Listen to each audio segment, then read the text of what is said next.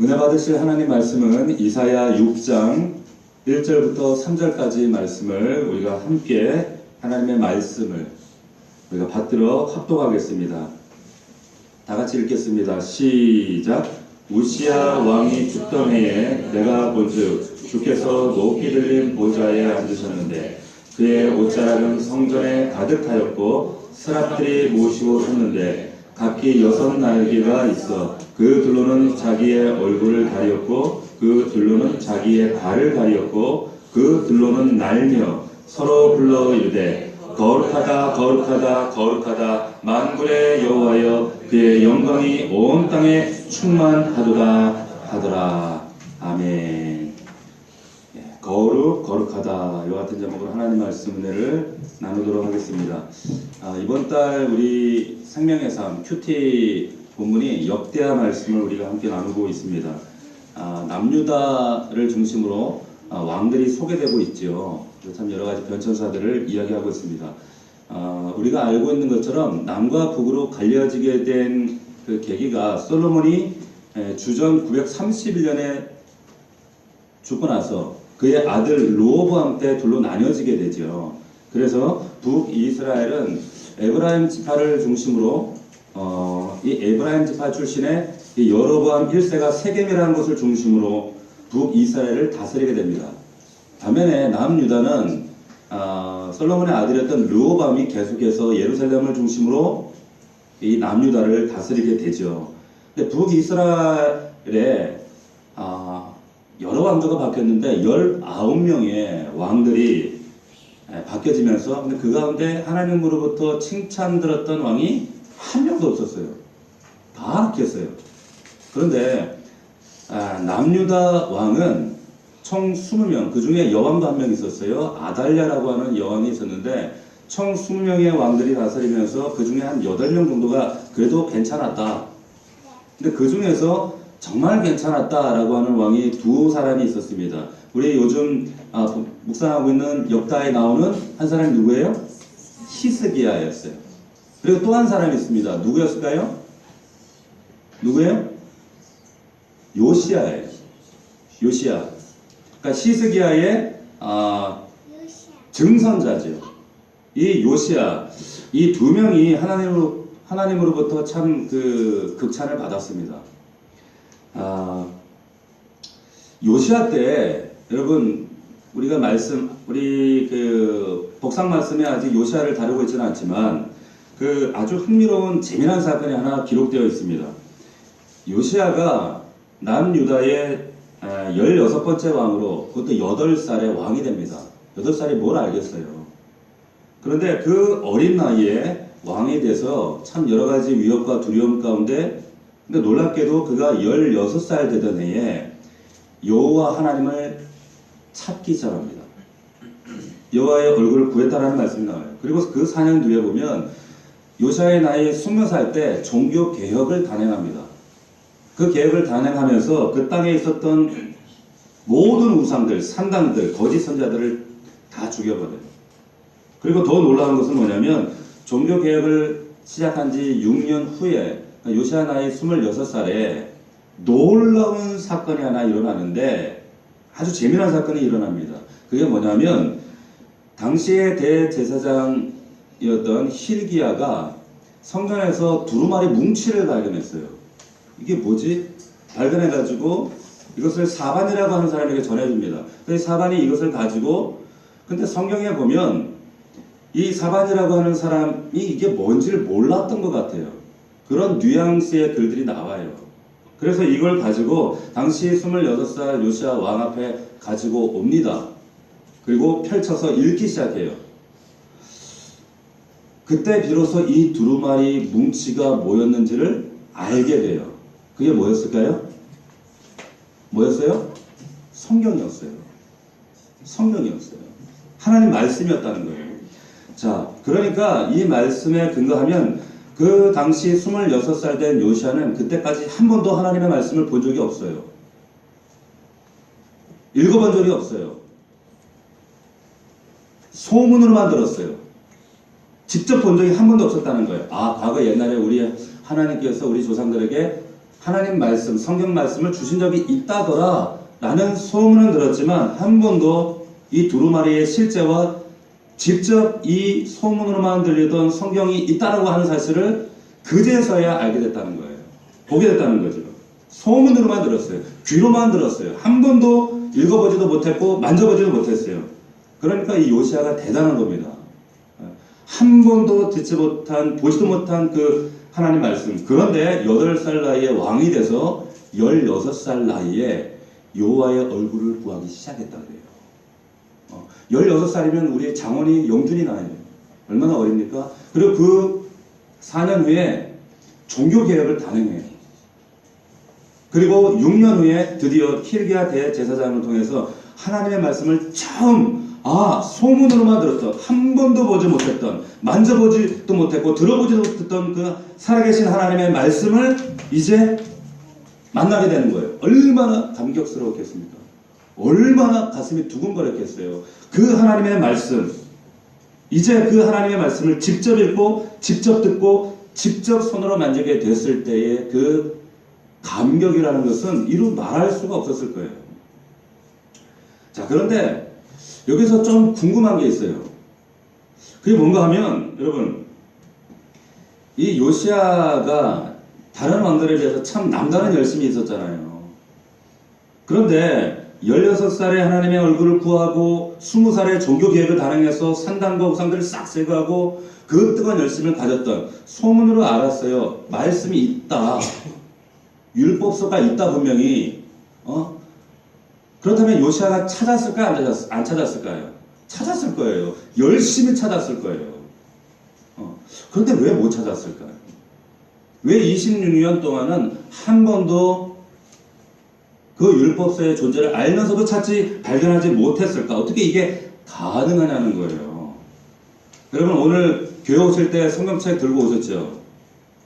이거 찾으셨잖아요. 야, 성경책 어디 뒀어? 몰라, 네가 뒀잖아! 이러면서 막 찾아가지고 차에 뒀나? 방에 뒀나? 그랬잖아요. 우리를 말씀을 찾아. 그렇죠? 그래가지고 겨우 이제 차에 있던지 어디 해가지고 들고 왔단 말이에요. 근데 이게 가능해요. 왜? 성경책이 한 권이거든. 한 권이기 때문에 이것이 가능합니다. 찾을 수 있어요. 그리고 숨겨져도 이거 못 찾을 가능성도 있어요. 그때 당시에 성경책은 한 권이 아닙니다. 한 권이 아니에요. 두루마리. 여러분, 두루마리가 뭔지 아세요? 양피지로 만든 두루마리 이렇게 두꺼워. 그러니까 이사야 성경 이거 하나만 해도 이 방에 한가득이에요. 한가득입니다. 근데 그걸 어떻게 못 찾을 수가 있어요? 그걸 성전에서 찾았다는 거예요. 요시야가 26년 동안 하나님의 말씀 이것이 어디 있는지 몰랐다는 거예요. 찾지 않았던 게 아닙니다. 찾았어요. 그런데 이 말씀, 이 성경이, 이 두루마리가 어딘지 몰랐다는 거예요. 드디어 힐기야 대제사장이 성전에서 이걸 찾아낸 거예요. 자, 그래서 우리가 이 말씀을 통해서 추측할 수 있는 게 뭐냐면, 이것이 우연하게 잃어버린 것이 아니라 이것이 누군가 목적과 의도를 가지고 숨겼구나 라는 것을 우리가 알 수 있습니다. 왜 숨겼을까요? 누가 숨겼을까? 언제 숨겼을까요? 자, 성경에서는 누가 숨겼는지, 왜 숨겼는지, 언제 숨겼는지, 사라졌는지 이야기 구체적으로 얘기한 곳이 없습니다. 그런데 우리가 말씀을 보는 가운데 정황상 추측할 수가 있어요. 대략적으로 이때 성경이 사라졌구나. 자, 요시야가 이 개혁을 할 때 요시야의 아버지 아몬 때, 여러분, 이 아버지가 아몬이고 할아버지가 누구였냐면 므낫세입니다. 그리고 므낫세의 아버지, 그러니까 다시 말하면 요시야의 증조 할아버지가 누구냐면 우리가 지금 욥대기에서 만나고 있는 히스기야예요. 그런데 아몬 때, 므낫세 때는 성경 이 하나님 여호와의 율법에 대한 말씀에 대한 언급이 전혀 나타나 있지 않습니다. 그러니까 요시야의 할아버지 므낫세 때도 언급이 없어요. 아몬 때도 없어요. 근데 증조 할아버지 히스기야 때는 언급이 있어요. 뭐라고 언급되어 있냐면 하나님께서 모세에게 말씀하신 율법대로 행하였더라. 하신 말씀대로 했더라. 계속해서 반복되고 있거든요. 언급되고 있거든요. 그래서 추측할 수 있어요. 아, 히스기야 때는 말씀이 있었구나. 그러다가 이 말씀을 가지고 히스기야가 우리가 복상하면서 보았던 것처럼 종교개혁을 일으킨단 말이에요. 그래서 우상을 다, 바알과 아세라 우상을 다 불태워버리고 거짓 선자들 다 죽이고 산당을 다 폐쇄해버리고, 그리고 또 뭘 했냐면 유월절을 지킵니다. 유월절을 지키는데 성경 말씀에 보면 전에도 없었고 이런 유월절을 한 번도 지킨 적이 없었더라, 이런 말씀이 나와요. 말씀을 근거로 이런 종교개혁을 한 겁니다. 그런데 갑자기 사라졌어요. 이 두루마리가 사라졌어요. 그래서 우리가 추측할 수 있죠. 언제 사라졌는가? 왜 사라졌을까? 그때가 언제였을까? 히스기야 아들 므낫세 그리고 아몬 이 두 왕 시대 때 사라진 거예요. 근데 이 두 왕 중에 어느 시대 때 사라졌을까요? 어느 시대 때 사라졌을까요? 분명히 이때 사라진 게 맞아요. 어느 때일까요? 네? 므낫세 때. 므낫세 때. 다들 학자들이나 성경 정황을 보면 므낫세 때일 거라고 생각을 합니다. 왠 줄 아세요? 이 므낫세 왕이 남유다 이 역사상 가장 악한 왕이었어요. 55년을 통치합니다. 그런데 성경이 이 므낫세 왕에 대한 평가가 뭐냐? 역사상 가장 악한 왕이었다.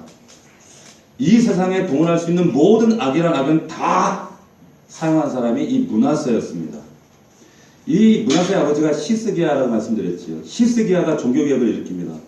종교개혁을 일으키면서 우상, 바알과 아세라 그리고 산당, 거짓 선자들을 싹 제거해요. 뿐만 아니라 그리고 당시에 히스기야가 유월절을 지킵니다.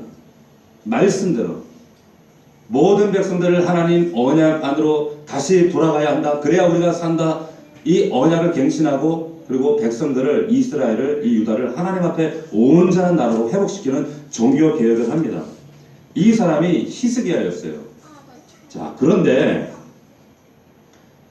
이 히스기야의 종교 개혁이 정말 허무하게 하루아침에 엎어버린 사람이 있어요. 이게 바로 아들 므낫세였다는 거예요. 하나님께서 이 히스기야 종교개혁을 얼마나 기뻐하셨냐면 극찬하셨거든요. 너무너무 사랑하셨거든요. 너무 많이 흡족하신 거예요. 근데 그 아들 이 므낫세가 왕이 되자 아버지가 일어났던 모든 종교개혁을 하루아침에 뒤집어 버렸어요. 우상들을 가지고 와요. 아니 전에 없었던 우상까지 가지고 와요. 그리고 그 절하게 합니다. 백성들에게 절하게 하고 못하면 안 하면 피파갖고 죽이고 어렵게 해요. 그리고 산당을 지어요. 그래서 이 므낫세를 성경은 가장 악하다 이렇게 평가를 내리고 있어요. 그래서 역대기나 예레미야나 열왕기에 보면 이 므낫세 하나님께서 남유다 이스라엘이 끊임없이 범죄하고 하나님을 배신하고 그때마다 선지자를 보내고 돌아오라고 요청하시고 기회를 주고 또 돌아오면 또 용서해 주시고 또 기회를 주시고 또 돌아오고 끊임없이 기회를 주시고 끊임없이 회개할 기회를 주세요. 그런데 이 므낫세가 왕이 되어서 이렇게 아버지가 이뤄놨던 모든 종교개혁을 하루아침에 뒤집어버리고 우상들을 섬기고 산당을 세우고 하나님의 성전을 더러운 것들로 가득 채우고 정말 이루만할 수 없는 모든 악들을 동원한 그때 하나님께서 결정을 내려버리세요. 뭐라고 하시냐면 성경에 의하면 하나님께서 이렇게 말씀하십니다. 이제 끝났다. 이제 더 이상 기회는 없다. 이렇게 말씀하세요. 그때가 언제냐? 므낫세 때예요. 더 이상 남유다에게 기회를 주지 않고 남유다를 심판으로 멸망시켜 버리겠다 결정하셨을 때가 바로 이 므낫세 때였다고 성경이 기록하고 있습니다. 그 정도로 악한 왕이었다는 거예요. 악한 왕이었어요. 남유다의 수명의 왕 가운데, 아니 남북 합쳐서 총 39명 왕 가운데 가장 악했던 왕, 이 땅에 존재하는 모든 죄를 다 동원했던 왕. 우리가 그 북이스라엘의 가장 악했던 왕 하면 누굴 떠올려요? 이세벨의 남편이었던 아합. 아합보다도 더 악한 왕이었어요. 더 잔인하고 추악했던 그런 왕이었습니다. 그래서 우리가 추측할 때 아마도 이 므낫세 때 하나님의 두루마리가 말씀이 사라진 것 같다, 이렇게 우리가 추정하는 겁니다. 그렇다면 왜 사라졌을까? 왜 갑자기 사라졌을까요? 둘 중 하나일 거예요. 므낫세가 백성들에게 하나님의 말씀을 읽히지 않도록 하기 위해서 의도적으로 사장시켜 버렸든지, 아니면 므낫세가 하나님의 말씀을 이것을 없애려고 하는 것을 알고 어떤 익명의 하나님의 사람이 이 두루마리를 숨겼을 것이다. 이 둘 중에 하나예요. 그래서 사라진 겁니다. 이 므낫세가 얼마나 악하고 잔인한 왕이었는가. 이 므낫세 때에도 선지자가 있었습니다. 노구의 몸을 이끌고 하나님의 말씀을 전했던 선지자가 있었어요. 그런데 이 선지자가 그때만 있었던 것이 아니라 아버지 때, 히스기야 때, 그리고 아하스 때, 요담 때도 존재했던 선지자였습니다. 그래서 끊임없이 하나님 말씀을 전하고 선포했던 그런 선지자였는데, 므낫세에게 말했겠죠. 왕이시여, 이러시면 안 됩니다. 하나님 기뻐하지 않습니다. 이런 범죄를 행해서는 안 됩니다. 끊임없이 하나님 말씀을 전했어요. 근데 어느 날 이 므낫세가 듣기 싫은 거예요. 자존심 상해. 저 늙은 게 감히 왕에게 저 죽여버려야겠다. 작정을 합니다. 작정을 하고 이제 이 죽이기로 결정을 딱 하자, 이것이 이제 이사야의 귀에 들렸기, 이사야가, 이 선지자가 도망을 쳐요. 도망을 칩니다. 그래서 깊은 산중으로 도망가는데 도망가다 보니까 큰 나무가 보이는 거예요. 근데 그 나무의 속을 들여다보니까 속이 비어 있어요. 그 속 안에 숨습니다. 그래서 이제 이 므낫세가 군사들을 이끌고 이 늙은 선지자를 잡아 죽이려고 왔어요. 나무에 숨은 걸 발견했어요. 근데 이 왕이 이 므낫세가 모른 채 합니다. 모른 채 하는 거예요. 모른 채 하고, 야, 보니까, 야, 이 나무 괜찮다, 야. 참 좋네. 야, 이 나무를 배에다가, 우리 왕궁에다가, 야, 갖다 제목을 쓰면 참 기가 막히겠다. 저 나무 베라. 이렇게 명령하는 거예요. 그래서 이 늙은 선지자가 나무 안에 있는데 모른 채 하고 가서 그걸 톱으로 잘라냅니다. 톱으로 잘라내는 거예요. 그래서 잔인하게 이 늙은 선지자가 통나무에 숨겨진 채로 산채로 허리가 톱으로 잘려서 죽임을 당합니다. 히브리서 11장 37절에 보면 이 사람에 대한 언급을 잠깐 하고 있어요. 믿음의 선진들을 얘기하면서 뭐라고 얘기하냐면, 돌로 치는 것과 톱으로 켜는 것과. 이 사람이 누굴까요? 누구예요? 이사야예요. 오늘 말씀 우리가 읽었던 이 말씀을 기록하고 선포했던 이사야입니다. 산채로 허리가 잘려서 죽었어요. 이 므낫세 왕에게 죽임을 당하는 겁니다. 여러분, 이 이사야 선지자가 성경에 보면 60년간 할아버지, 므낫세의 아버지, 할아버지 증조 때부터 이 남유다를 위해서 하나님 말씀을 선포합니다. 요담, 아하스, 히스기야 때 하나님 말씀을 받아서, 그리고 므낫세 때 이것을, 그 받은 말씀을 기록해요. 이 기록한 것이 오늘 읽었던 이사야 말씀인 거예요. 그러니까 이 이사야 말씀은 므낫세 때, 이 므낫세 때 기록된 말씀이 이사야서입니다. 죽기 얼마 전에 기록된 말씀이에요. 자, 여러분, 이 이사야가 언제 기록되었는지 여러분 아시겠어요? 이제 이해되시겠어요? 이스라엘의 역사상 가장 어두웠을 때입니다. 이스라엘 역사상 어디에서도 소망을 발견할 수 없을 때였어요. 세상에서 가장 악한 왕이 통치하고 있을 때였어요. 가장 악하고 하나님을 알지 못했던 그런 왕이 다스릴 때였어요. 여전히 하나님의 백성들이라고 불려지는 사람들이 있었지만, 그런데 하나님을 경외하지 않아요. 두려워하지 않아요.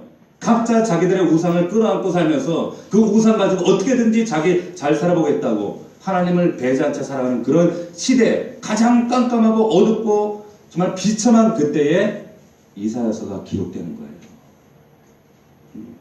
그래서 여러분, 이사야에 보면 참 여러 가지 특별한 기록들이 많이 있습니다. 이제 우리 성탄절을 앞두고 있지만 이 메시아에 대한 예언과 그리고 그의 고난과 참 성경에 앞으로 600년 후에 이루어질 하나님의 신비한 역사들을 다 예언하고 있어요. 근데 이 이사야의 여러 가지 특징들이 참 특별한 언급들이 많이 등장하는데 이 이사야를 선지서라고 부르거든요. 구약 39권 가운데 17권이 선지서입니다. 근데 이 선지서들의 특징이 뭔가 하면 보통은 일반적인 특징이 이 선지서를 기록할 때 선지자들이 자신들이 어떻게 하나님께 부름을 받았는가 이 사실을 1장에 기록을 합니다. 하나님께서 어디 있는데 내가 누구의 아들이었고 어느 동네에 있을 때 하나님이 나를 이렇게 부르셨다 1장에 소개하고 사역에 대한 심판에 대한 이야기가 진행이 돼요. 그런데 여기 이사야서는 그러질 않아요. 1장 없어요. 2장 없어요. 3장, 4장, 5장 없어요. 오늘 읽은 6장 이때 하나님이 자신을 부르신 사건을 기록을 합니다.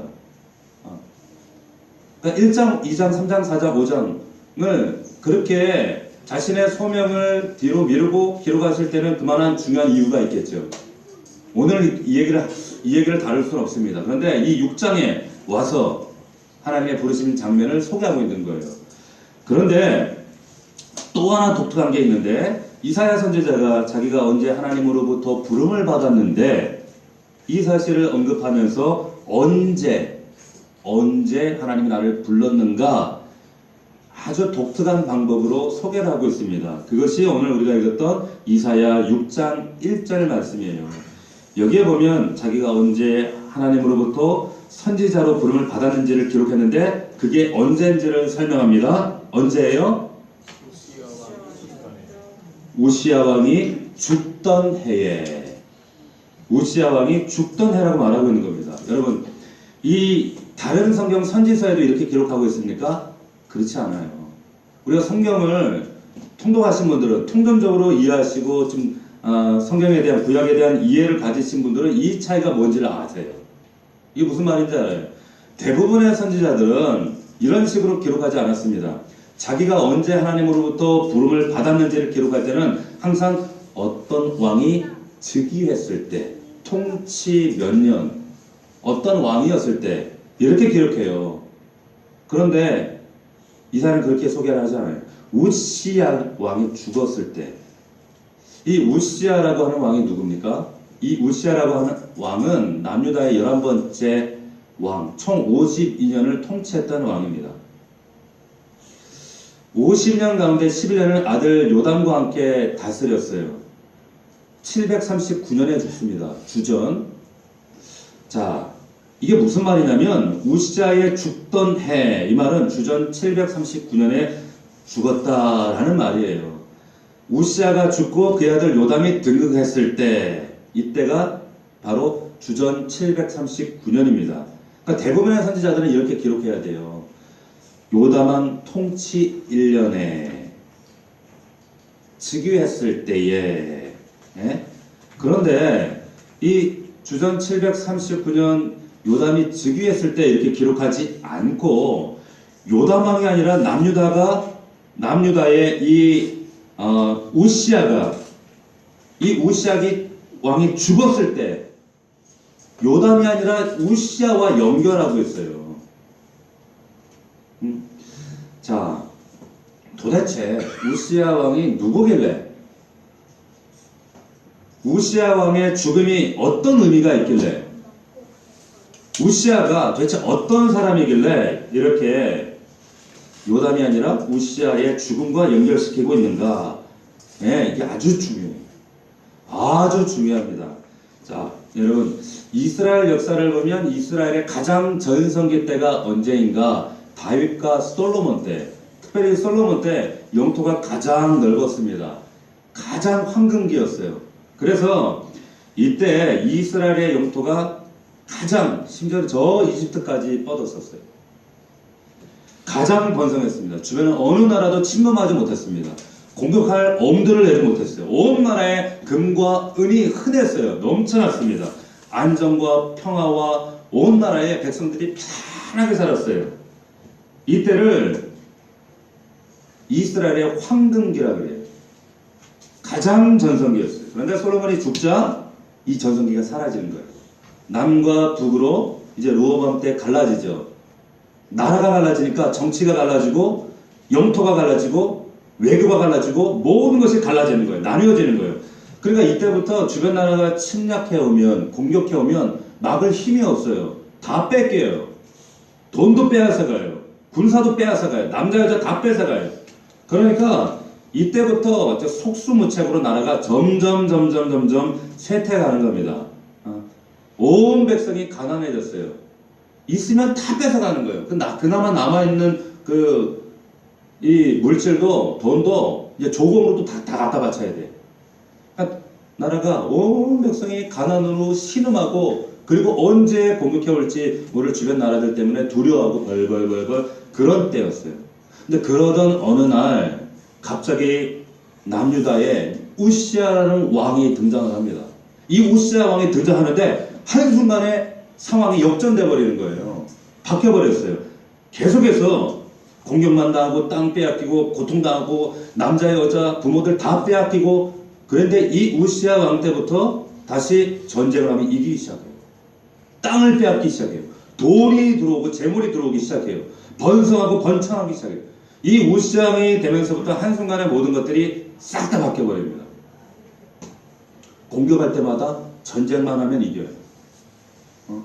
땅이 넓어지고 사람들이 잘 살기 시작해요.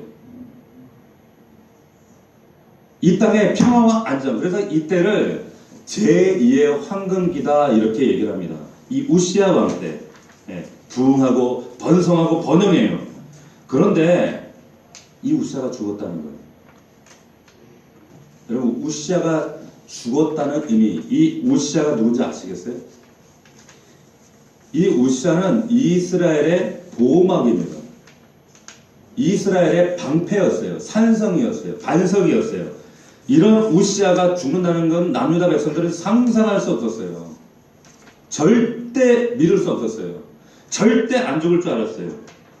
누구도 이 우시아의 죽음을 바랐던 사람이 아무도 없었습니다. 그런데 이사야에서 6장 1절 이 이사야를 선택해서 부르신 하나님이 그를 부르시면서 그때가 언제였는가? 우시아 왕이 죽던 해. 우시아 왕이 죽던 해. 여러분 이 말이 이 남유다 백성들에게 어떤 의미였는지 아시겠어요? 왜 이사야가 이런 특별한 방법으로 이 기록을 자신의 부르심을 말씀하고 있는가 아시겠어요? 모든 소망이 사라졌을 때예요. 모든 보호막이 모든 반석이 나를 지켜줄 모든 방패가 사라졌을 때 이제 죽었구나. 끝났구나. 모든 것이 이제 우시아 때문에 이제 좀 살만해졌는데 이제 내가 좀 성공할 수 있다라고 생각했는데 모든 것이 사라졌을 때 그 산성이 사라졌을 때가 우시아 왕이 죽었을 때예요. 그때에 하나님께서 늙은 이사야 선지자 그 선지자를 불러서 그를 부르시고 이사야의 눈을 열어서 한 가지를 보여주세요. 한 가지를 보여주십니다. 그게 우리가 오늘 읽은 이사야 6장 1절 말씀이에요. 우리 1절 말씀 다시 한번 보시겠습니까? 같이 한번 읽어봅시다. 시작. 우시아 왕이 죽던 해에 내가 본즉 주께서 높이 들린 보좌에 앉으셨는데 그의 옷자락은 성전에 가득하였고 하나님께서 이 절망적인 때에 뭘 보여주셨어요? 우시아가 죽던 해에 이사야에게 찾아오셔서 이사야에게 눈을 여시고 가장 먼저 보여주신 한 가지, 그게 뭐였나요? 저 하늘 높이 보좌에 앉아 계신 하나님을 보여주시는 거예요. 그 하나님을 먼저 보여주세요. 여러분 이스라엘 백성들은 그 보좌에 누가 앉아있다고 생각했어요? 우시아가 앉아있다고 생각했단 말이에요. 우시아가 산성이었단 말이에요. 우시아가 보호막이었단 말이에요. 이 사람들은 어떻게 생각했어요? 이 보좌가 뭔지, 뭘 상징하는지 아시겠어요? 이 우시아 때문에 주변 나라가 우리를 침공하지 못하는구나. 우리가 이렇게 부자가 되었구나. 이것 때문에 우리가 이렇게 번영하고 번창하고 살고 있구나. 남유다 사람들은 다 그렇게 생각했어요. 그 보좌는 통치자 우시아가 앉아있는 자리였어요. 응? 북이스라엘 남유다 모든 사람들이 야, 우리가 이렇게 떵떵거리고 사는 거, 우리가 이렇게 부유한 거, 우리나라가 이렇게 번성하는 거 우시아 때문이야. 우시아가 그 보좌에 앉아있어. 그런데 우시아가 죽었어요. 하나님께서 이사야 선지자 눈을 열어서 하늘을 보여주시는데 그 보좌 가운데 우시아가 아니라 누가 앉아있어요? 여호와 하나님이 그 하늘 위에 그 높고 높은 보좌 위에 앉아 계시다라는 거죠. 하나님께서 이사야의 눈을 열어서 저 높고 높은 보좌에 누가 앉아있느냐, 그 보좌에 누가 앉아있느냐 물으시는 겁니다. 남유다 북이스라엘 모든 사람들이 그렇게 생각했어요. 우시아가 보좌에 앉아있다. 우시아 때문에 우리가 먹고 산다. 우시아 때문에 우리가 보호받고 우리가 다른 나라의 주변 나라에 구박당하지 않고 핍박당하지 않고 우시아 때문이다. 우시아가 왕이었어요. 우시아가 잘해서. 그런데 눈이 열리는 순간 그게 아니었어요. 우시아가 잘해서가 그랬던 것이 아니라 우시아가 통치했던 게 아니었어요. 우시아가 막아줬던 게 아니었단 말이에요. 우시아 때문이 아니었어요. 누가 통치하고 계신가요? 여호와 하나님이 통치하고 계셨다는 거예요. 여호와 하나님이 앉아 계셨다는 거예요. 할렐루야. 여호와 하나님이 그 보좌에 앉아 계셨다는 거예요. 여러분 이거 기억하셔야 돼요. 언제 그 보좌에 하나님이 보이는가? 내 안에 우시아가 죽어야 그게 보여요. 내 안에 우시아가 죽어야 그 높으신 하늘 보좌에 앉아 계신 하나님이 보여요. 믿을 수 있기를 축원합니다. 이 사람만 있으면 돼. 이 사람만 나 도와주면 성공할 수 있어. 안 보여요. 하나님이 보이려면 그 하늘 보좌 위에 높고 높은 보좌 위에 앉아서 성령 가득하게 그 옷자락이 가득 차 있대요. 그 하나님이 언제 보이는가? 내 안에 우시아가 죽어야 돼. 우시아가 죽어야 돼. 제가 우리 아내하고 연애할 때, 우리 아내가 연애할 때 노량진이라는 곳에 살았어요. 근데 한 번은 우리 집사람 그 자취방 살던 곳에 거기에 그 방에 바퀴벌레가 나온 거예요. 근데 야, 나는 살면서 바퀴벌레가 얼마나 하냐면 참새만 해. 그때 처음 알았어요. 바퀴벌레가 날아다닌다는 것을 그때 처음 알았어요. 나는 기어다니는 것만 알았지. 날아다니는 바퀴벌레 보셨어요? 처음엔 참새가 들어온 줄 알았어요. 그런데 이거를 잡아야 된다 그래서 신문지를 두루루루 말아가지고 이거를 잡아 죽여야지. 한 방에 잘못 치면 이게 더 덤비면 이거 큰일 나잖아요. 무서워가지고 말아가지고 이거 과연 죽을까? 두루마리 이 신문지를 말아가지고 한 방에 죽이자고 딱 쳤는데 이게 빗 맞았어. 근데 여러분 바퀴벌레가 갑자기 나를 쫙 째려보는 거야. 여러분 그 벌레가 나를 째려보는 느낌 아세요? 그거? 그리고 가는데 와, 막 등에서 땀이 쫙 나는데 저게 과연 바퀴벌레가 맞을까? 저게 돌연변이가 아닐까?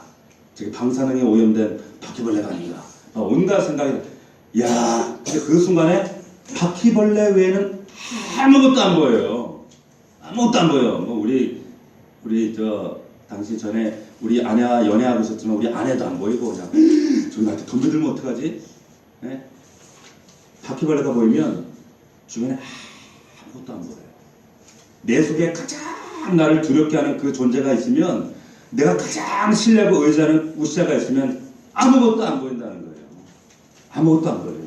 이 사람만 있으면 되지. 이것만 붙들면 되겠지. 이것만 의지하면 되겠지. 남유다 북이스라엘 사람들의 착각이었어요. 여러분 사람 의지하지 마세요. 여러분들 도울 수 있는 인생 아무도 없어요. 목사 의지하지 마세요. 목사 의지하는 거 아니에요. 목자도 의지하지 마세요. 사람 의지하지 마세요. 부모 의지하지 마세요. 자식들 의지하지 마세요. 다 떠나요. 오직 내가 의지할 대상, 그 보좌에 누가 앉아 계세요? 우리 하나님, 성경 크게 영광과 존귀와 위엄으로 하늘을 보좌 삼아 앉아 계신 그 하나님만 의지할 수 있기를 주의 이름으로 축원합니다. 하나님만 여러분들 바라볼 수 있어야 된다는 거예요. 그 하나님께서 존귀와 위엄으로 간을 쓰시고 온 땅에 충만하신 하나님, 그 영광이 성전 가득해요. 하늘을 보좌 삼고 앉아 계시고 땅을 한 발로, 바다를 한 발로 딛고, 그리고 온 세상을 영광 가운데 다스리신 그 하나님이 그때 뭐예요? 언제? 우시아가 죽었을 때. 우시아가 죽었을 때 내 삶의 주인이 과연 누구인가? 우시아인가? 근데 그 우시아가 죽었을 때 하늘문이 열린다는 거예요. 믿을 수 있기를 축원합니다. 여러분, 예배가 뭡니까? 기도가 뭐예요? 이 보좌에 앉아 계신 하나님 바라보는 거예요. 여러분, 예배 마약 아니에요. 그냥 현실 있는 게 예배 아니에요. 예배 드리는 가운데 우리는 이 현실 가운데 발을 딛고 하늘 보좌를 바라보면서 현실은 딛지만, 직시하지만, 현실을 인정하지만 하늘 보좌에 앉아 계신 그 하나님께 집중하는 것, 이게 예배요 기도인 줄로 믿습니다. 이게 예배라는 거예요. 야, 이제 우시아 죽었으니까 다 끝났다, 우리 죽었다, 절망이다, 어떡하지? 그때 이사야에게 하늘문이 열린 겁니다. 사람들은 다 그렇게 생각했어요. 다 끝났다고. 여러분, 이 이사야가 하늘 보좌 위에 앉아 계신 그 여호와 하나님을 뭐라고 설명하고 있는가? 이사야 40장 한번 찾아보겠습니다. 이사야 40장 15절 말씀. 이사야 40장 15절 말씀 제가 한번 읽어볼게요. 한번 보세요. 이사야 40장 15절. 보라, 그에게는 열방이 통해 뭐라고 그랬어요? 한 방울 물과 같고 저울의 작은 티끌 같고 섬들은 떠오른 먼지 같으니, 먼지라는 건 먼지, 한 방울 물이라는 거예요. 먼지 불면 한 방에 한순간에 사라져버리는 이 먼지 같은 것, 이것이 세상. 그런데 우리가 지금 누구를 의지하고 누구를 붙들고 누구를 바라보고 무엇을 선택하는가, 무엇을 우리가 신뢰하는가? 여러분 결정하시라는 거예요. 여러분 결정하세요.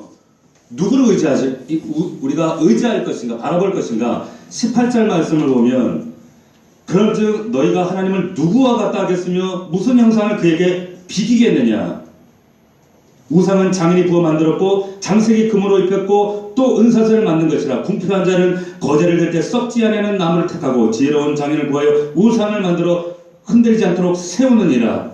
너희가 알지 못하였느냐? 너희가 듣지 못하였느냐? 태초부터 너희에게 전하지 아니하였느냐? 땅의 기초가 창조될 때부터 너희가 깨닫지 못하겠느냐? 그는 땅 위 궁창에 앉으시나니 땅에 사는 사람들은 메뚜기 같으니라. 그가 하늘을 찰같이 펴졌으며 거주할 천막같이 치셨고. 하나님이 이런 분이시라는 거예요. 전능하신 하나님, 그 하늘 보좌를, 하늘을 보좌 삼아 앉아 계신 그 하나님, 그 옷자락이 그 하늘 가득히 그 영광으로 충만하신 그분이 이런 하나님이에요.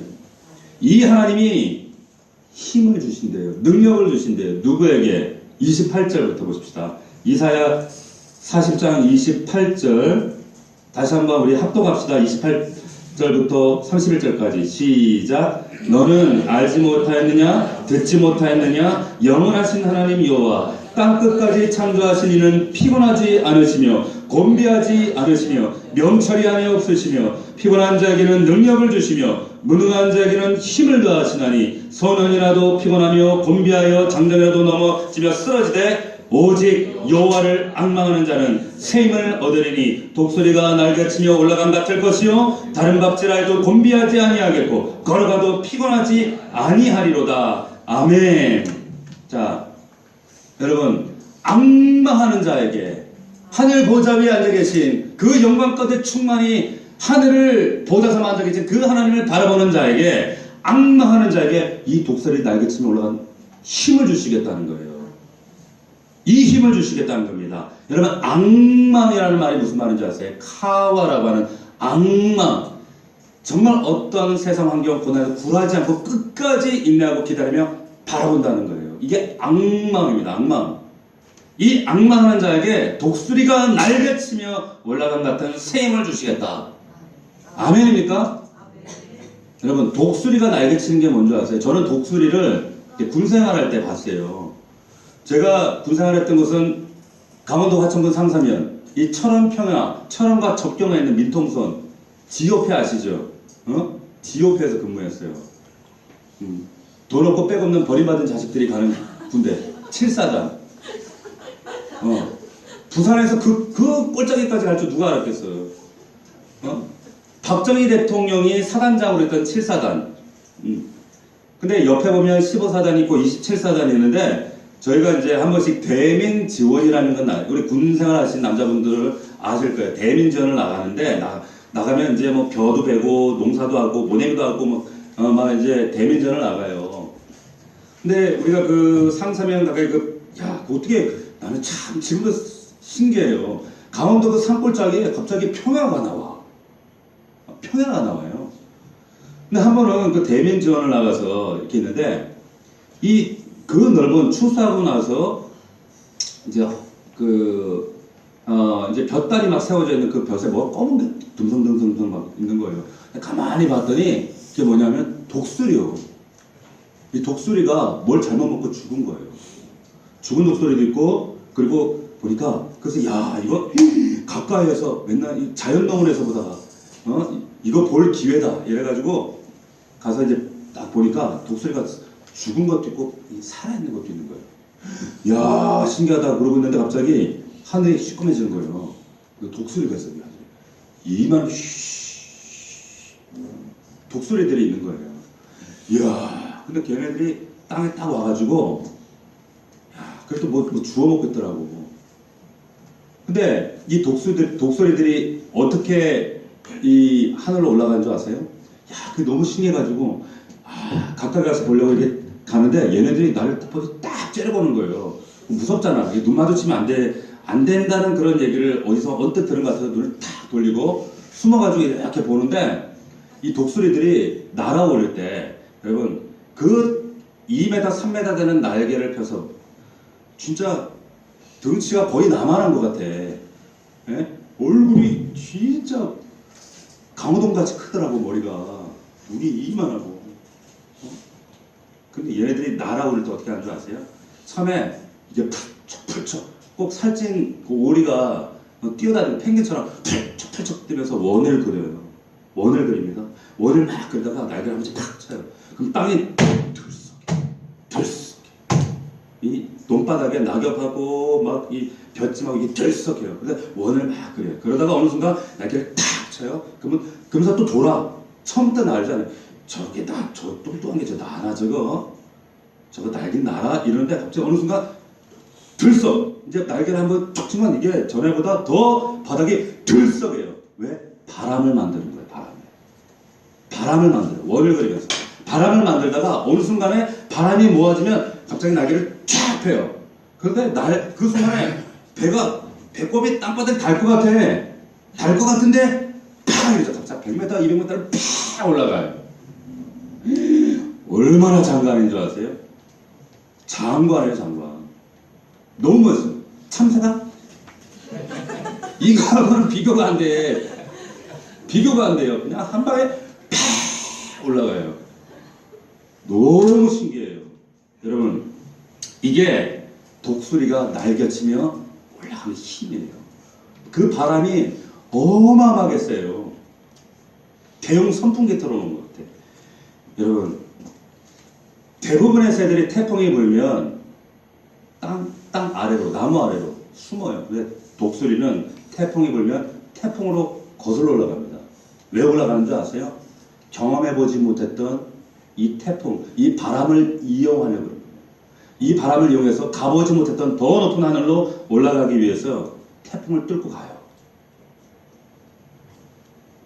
여러분, 모든 사람들이 고난 앞에 무너지는 줄 아세요? 고난 앞에서 낙망하고 무너지는 줄 아세요? 좌절하는 줄 아세요? 천만의 말씀, 착각이에요. 똑같은 고난을 만나도 이 태풍 앞에, 고난 앞에 하나님을 악망함으로, 경외함으로 뚫고 올라가요. 올라가는 그런 독수리 같은 믿음으로 나아가는 사람들이 있어요. 이 사람들을 성경은 믿음의 사람이다, 이 사람들이 그리스도이다 말씀하는 거예요. 그게 여러분들이에요. 믿을 수 있기를 축원합니다. 그러니까 여러분들이 어렵다, 조금 힘들다, 낙심되는 일이 있다. 이럴 때 여러분 낙심하지 마세요. 물러나지 마세요. 그리고 누구 의지하지 마세요. 누구 찾아다니지 마세요. 내 배경, 내 능력 의지하지 말라는 거예요. 하나님이 너희가 돌파할 수 있는 이 독수리치며 날개침 같은 이 날개치는 이 힘을 주시겠다. 이 강건한 힘, 이 놀라운 능력, 창공을 뚫고 태풍까지 뚫고 나아갈 수 있는 이 힘을 주시겠다. 누구에게? 앙망하는 자. 앙망하는 자에게 주신다는 거예요. 앙망이 뭐예요?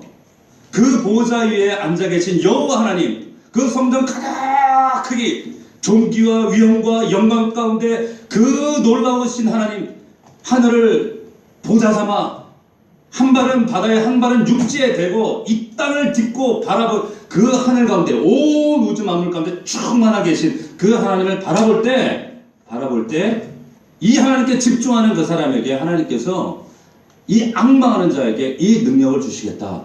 할렐루야. 이 은혜를 체험할 수 있는 저와 여러분들이 되시기를 주의 이름으로 축원합니다. 우시아가 죽었을 때 여러분 낭망하지 마세요. 우시아가 죽어야 되는 거예요. 이때가 기회인 거예요. 이 기회를 붙잡아야 돼요. 어떤 기회? 이때 우시아가 죽었을 때 눈을 들어 하나님의 보좌를 바라볼 수 있는 영적 신령한 기회가 된다는 거예요.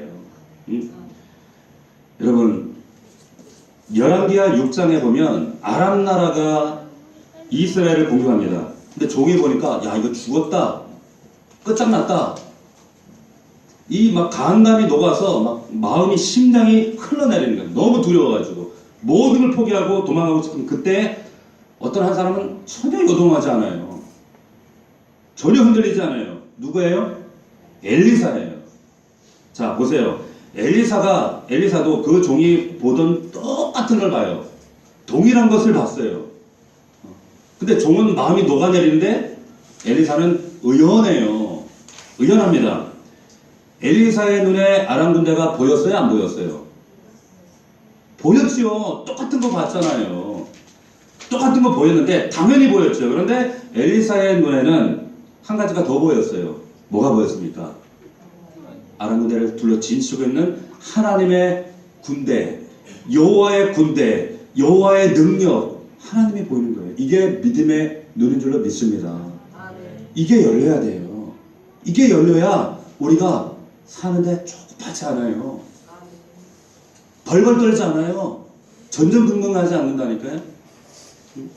여러분 현실 도피하지 마십시오. 직시하세요. 집중하세요. 그런데 이 현실만 바라보고 있으면 바보요. 바보. 멍충이요. 그게 아니라 눈을 들어 보좌 위에 앉아 계신 하나님을 바라보는 거예요. 그럴 때 이 하나님께서 우리에게 능력 주신다는 거예요. 보십시오. 그럴 때 이 고난을 이길 수 있다. 여러분 그게 이사야서 6장 1절부터 3절까지의 이야기입니다. 저는 여러분들이 이 우시아가 죽고 내 안에 감추어진 우시아가 죽고 하늘 보좌 위에 앉아 계신 하나님을 정말 여러분들이 정말 진심으로 보셨으면 좋겠어요. 정말 보셨으면 좋겠어요. 정말 보실 수 있기를 축복합니다. 그 하늘 보좌 위에 영광 가운데 앉아 계신 태초부터 영원까지 앉아 계신 변함없이 앉아 계셨던 그 알파와 오마가 되시는 전에도 계셨고 앞으로도 계셨고 영원히 계실 우리의 진짜 산성 되시고 반석 되시고 능력 되시는 그 하나님 언제 보여요? 내 안에 우시아가 죽어야 되는 거예요. 죽어야 되는 거예요. 자, 우리 6장 1절을 다시 한번 읽겠습니다. 이사야 6장 1절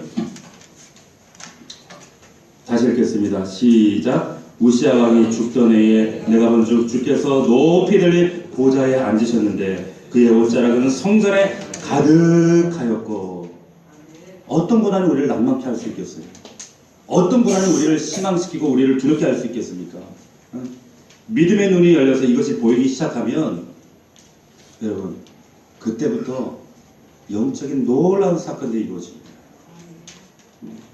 하나님, 내가 눈을 정말 하늘 보좌를 바라보기를 원합니다. 내가 우시아 의지하지 않습니다. 하나님, 내 눈앞에 나를 가리고 있는 이 우시아를 거둬가 주십시오. 이 사람만 의지하면 되겠지? 이거 의지하면 되겠지? 이거 붙들면 되겠지? 내 안에 있는 이 우시아, 오직 이 우시아가 죽고 하나님만 집중하기 원합니다. 하나님 볼 수 있도록 이사야에게 보여주셨던 이 놀라운 하늘문이 열리는 환상이 우리 안에 있기 원합니다. 아버지, 내 안에 우시아를 죽게 해주십시오.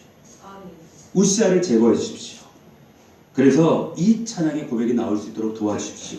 3절 말씀 같이 합독합니다. 시작. 서로 불러 이르되 거룩하다 거룩하다 거룩하다 만군의 여호와여, 그의 영광이 온 땅에 충만하도다 하더라. 아멘. 아멘. 이와 같은 은혜가 여러분들에게 있기를 주의 이름으로 축원합니다. 우리가 앞에서 이 이사야 6장 1절과 3절까지의 말씀을 가지고 찬양을 불렀어요. 이 고백을 가지고 만들어진 찬양이 아까 우리가 불렀던 이 찬양입니다.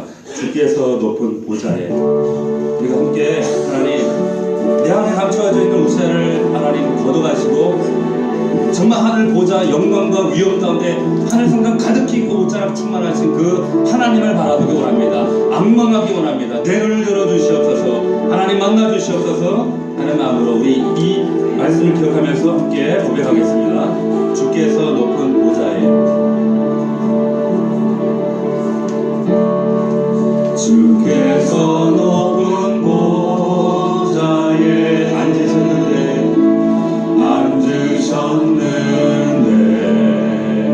그 옷자락은 성전에 그 옷자락은 성전에 가득하도다.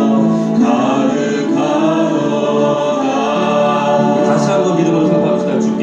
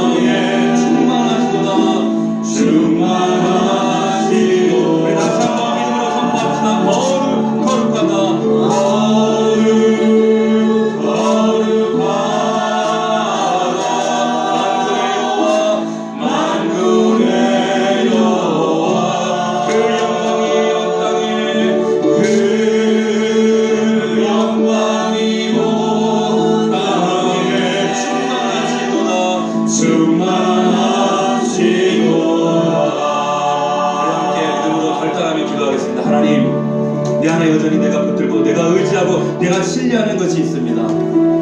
이것만 있으면, 이것만 붙들면 내가 승리할 것이라고 믿고 있는 그 우시아가 죽어야 하나님의 그 영광된 그 놀라운 보호자가 내 눈앞에 열려집니다. 내 속에 아버지 우시아가 죽게 하십시오.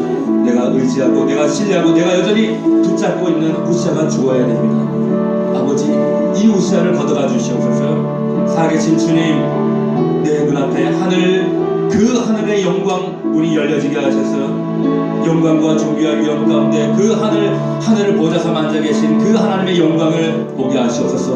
우시아가 왕이 아닙니다. 하나님, 오직 영원전부터 영원까지 살아 그 보좌에 앉아 계신 그 하나님만이 내 삶의 의지요, 나의 믿음이요, 나의 신뢰의 대상이십니다. 그 하나님을 바라볼 수 있도록 역사하여 주시옵소서. 내가 붙들고 있던 그 모든 우상들을 깨뜨리겠습니다. 버리겠습니다. 포기하겠습니다. 아버지 하나님, 이 시간 하늘문 여시고 하나님께 온전히 집중하는 우리가 되기를 원합니다. 우리 믿음을 새롭게 하여 주시옵소서. 하늘문을 열어 주시옵소서. 우리 다 함께 주님 앞에 결단의 기도를 올려드리겠습니다. 다 함께 기도하겠습니다. 살아계신 아버지 하나님, 주여 역사하여 주시옵소서. 우시아 왕이 죽던 해에 내가 본즉 주께서 높이들 모자에 앉으셔서 그의 옷자락이 성전 가득하게 하나님, 사람들이 하나님 그 여섯 날개를 펴고 하나님 서로 불러 이르되 거룩하다 거룩하다 거룩하다 만군의 여호와, 그 영광이 온 땅 가운데 충만하도다. 그 놀라우신 하나님의 영광과 위엄과 그 놀라운 하나님의 아버지 하나님의 실체가 우리 앞에 드러나기 원합니다. 하나님, 내가 여전히 우시아를 붙들고 있습니다. 여전히 세상을 의지하고 있습니다. 여전히 내가 신뢰하는 것들이 있습니다. 아버지 하나님, 이 우시아가 죽어야 합니다. 이 우시아가 사라져야 합니다. 이 우시아가 떠나가야 합니다. 살아계신 아버지 하나님, 내 눈앞에 이 하늘의 영광이 열려지게 하옵소서. 하늘 보좌가 보여지게 하옵소서. 하나님만 붙들 수 있는 우리 넘치는 게 모든 공동체 성도들 될 수 있도록 아버지 하나님 은혜를 다하여 주시옵소서. 아버지 하나님 역사하여 주시옵소서.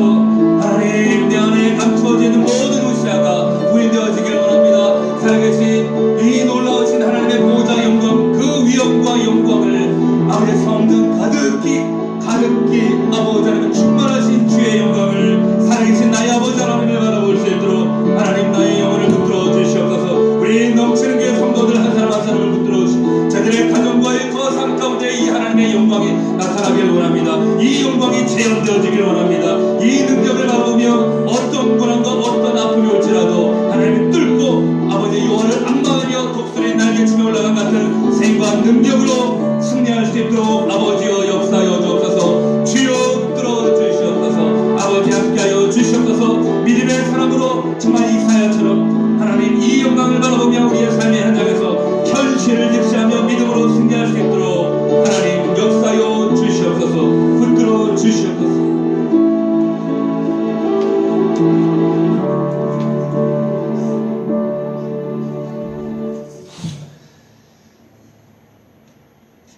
살아계신 우리 아버지, 내 안에 여전히 붙들고 의지하고 변함없이 신뢰했던 그 우시아가 죽어야 하나님의 나라, 그 영광의 보좌, 모든 존귀와 위엄으로 성전 가득히 그 옷자락을 펼치시고 하늘을 보좌 삼아 앉아 계신 실제하시는 살아계신 그 하나님을 바라볼 수가 있습니다. 아버지여, 내 안에 내가 미처 포기하지 못했던 이 우시아를 내려놓게 하시고 주님, 정말로 하나님을 앙망하며 바라볼 수 있도록, 그래서 어떤 고난과 삶의 무게와 두려움이 있다 할지라도 하나님, 정말 그 하나님을 붙잡고 앙망하며 독수리 날개치며 올라간 같은 새 능력을 덧입고 승리하는 우리 모든 믿음의 종들이 될 수 있도록, 우리 넘치는 공동체가 될 수 있도록, 정말 세상에 함몰되는 존재들이 아니라 세상을 변혁시키고야만은 그런 빛과 소금이 될 수 있도록 인도하여 주시옵소서. 예수님의 이름으로 기도하옵나이다. 아멘.